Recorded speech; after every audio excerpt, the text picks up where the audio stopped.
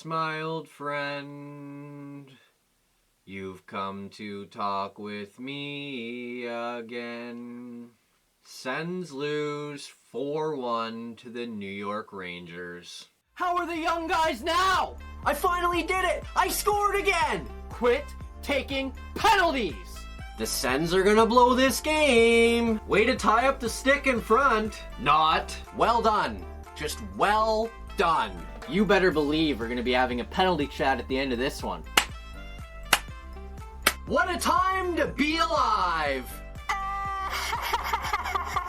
What a long and brutal season that was.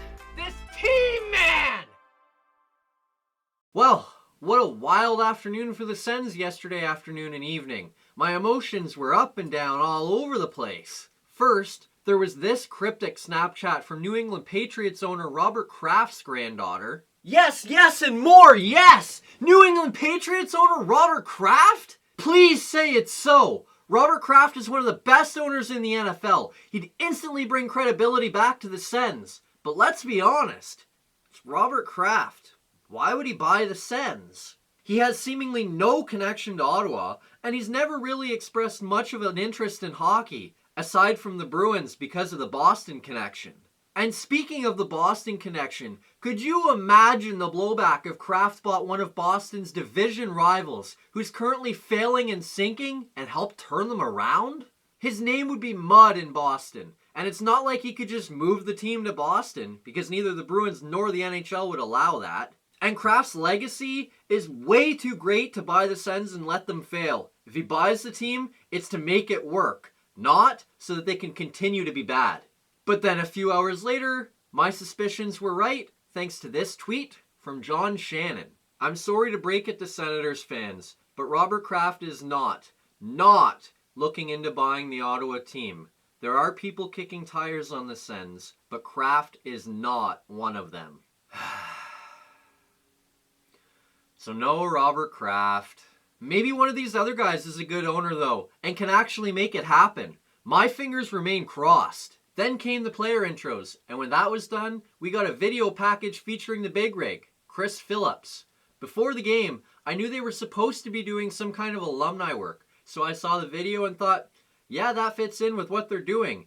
But it was long, and I honestly thought, if they have all kinds of alumni with video packages this long, we're going to be here all night. Only to discover that, no, this isn't an alumni thing. The Sens announced they're going to be retiring Chris Phillips number 4 on February 18th against the Buffalo Sabres. Yes! No player, aside from Daniel Alfredsson, is more deserving of this honor, in my opinion. Franchise record 1,179 regular season games, 114 more in the playoffs, 78 total goals, 303 total points, all as an Ottawa Senator. There were 3 things that I will always remember about Chris Phillips. The first was his 2-goal game in his 1000th NHL game. His second was the overtime winner in the 2003 Eastern Conference Finals against the New Jersey Devils, bringing Ottawa back from 3-1 down to force Game 7. And the third was his partnership with A-Train, Anton Volchenkov. Those two formed one of, if not the best, shutdown tandems in the entire NHL for a few seasons in the mid-2000s, and they were incredible. I'm really happy to see Phillips get this honor. Unfortunately, I have no Phillips gear, so I can't add it to the video for today. Speaking of the video for today, let's get into that. And as always, we'll start off with lineup changes. And boy, were there some. Andy got the starting goal again. Cody Golubeff was once again the healthy scratch on D, while Philip Chlapik drew out, and Mikhail Bodker drew in up front for his first game of the season. But the forward lines is where things got a little crazy. I loved the Sens' top line of Tkachuk, White, and Brown, so naturally they split it up, moved Brown down, and moved Ryan up to split up the speed. Would you please just leave the top line alone? But that wasn't even the worst part. Remember the other night when I complained about Batherson playing with Anisimov and Ennis? Well, they heard me, so they started him on a line with Anisimov and Bodker. I shouldn't even have to say this, but that's even worse! What are you doing? Now later in the game, they did at least make up for that somewhat by playing Batherson with Ryan and Tierney, but by then, it was way too late. Here, let me fix this once and for all. Tkachuk, White, Brown. Duclair, Tierney, Batherson. Ennis, Pajot, Ryan. Fill in the fourth line with the guys you have left. Bodker sits. Ideally, Anisimov sits too. He's been awful so far this season. Claim a guy on waivers. Call a guy up. Do something. Anisimov is at team worst -5 and has looked terrible so far. I don't like the -5 stat, but honestly, it fits for him. The Sens desperately need more, and based on these comments from DJ Smith, changes are a-comin'. We are going to have to compete a heck of a lot harder, especially in our building. It's just not acceptable to go out there and go through the motions like some guys did. I found a lot of guys played hard. There was some guys who played hard out there. Let's not get it wrong. There's just some guys that didn't play at the level they have to play, and it won't be acceptable, and they'll either drop down a line or won't get to play. We will monitor who we thought was good and who we didn't think was great, and we will adjust accordingly. It'll be interesting to see what that means, but good. At least the players are being held accountable. And speaking of accountability, after his subpar preseason, his first 2 regular season games, and the way he's being used, it's time to send Drake Batherson down. I've said this before, and I'll keep beating this drum. Either move him up or send him down, but right now, he's being wasted on the fourth line. I'm not going to lie. Coming into the game last night, knowing the Rangers added Trouba, Panarin, and Kakko, and looking at the way the Sens lines were based, I had a really bad feeling about the game last night, and I kind of felt like Ottawa might lose 5-1. And early on, looked like I could be right. A few minutes in, the Sens take a penalty again, and the Rangers score to take a 1-0 lead. Mark Borowiecki blocks a shot in front, and he's hurt. And while he's injured, the puck rattles around. Mika Zibanejad is left wide open because Boro can't cover him because he's hurt. Zibanejad fires it in the net, and the Rangers lead 1-0. Zibanejad. That name sounds familiar. Zibanejad. Oh well. Can't think of it right now. That's a bad break for the Sens. Hopefully not literally, but Boro did finish the game, so he should be alright. Despite giving up the early power play goal, the Sens hang in there and get rewarded. Pajot feeds Chabot for the Shabam, Brady gets the tip in front, and the Sens and Rangers are tied 1-1. That's 2 goals in 2 games for Tkachuk from a grand total of 2 feet away from the net. Good luck to opposing defenses covering that guy in front.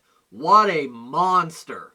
That's all the scoring we get in the first, as the teams head to the first intermission tied at 1, and despite being tied at 1, I walked away from that period thinking, that was Ottawa's best of the season so far. Unfortunately, second periods were a problem all season long last year for the Sens. It was again the other night against the Leafs, and it was again last night against the Rangers. Georgiev makes 2 excellent pad saves, one on Brown, and then one on Anisimov. The Rangers come back the other way and take a 2-1 lead. Fox fires a bank pass up the ice from behind his own net to the Sens blue line to Panarin. He carries the puck in, goes cross ice to Zibanejad. He goes back across the ice to Buchnevich. He goes back across the ice to Zibanejad, and he has absolutely no chance now. Zibanejad taps it in the empty net, and the Rangers lead 2-1. Tic-tac-toe. Just too easy. The number of times the Sens get globetrotted in a game is just ridiculous. I mean, even Zibanejad was disgusted by that goal. He put it in the net and gave Buchnevich a look like... Honestly, I think part of it was, what were you doing passing the puck back to me? You already had an empty net, then you pass it back to me for another empty net. You should have just put it in. But Buchnevich gave Zibanejad the goal. The Rangers lead 2-1. And you know, I said this before, I could swear I know this Zibanejad guy. It's just so weird. Who is he? The Sens then have a power play with a chance to tie the game, but Bobby Ryan's shot is blocked. Zibanejad comes back the other way on a 2-on-1. He outweights the sliding Brandstrom, fires one by Anderson. The Rangers lead 3-1, and Zibanejad has a hat trick. You know, This Zibanejad guy is good. I could really swear I know him. This is really gonna bother me. Let me look him up.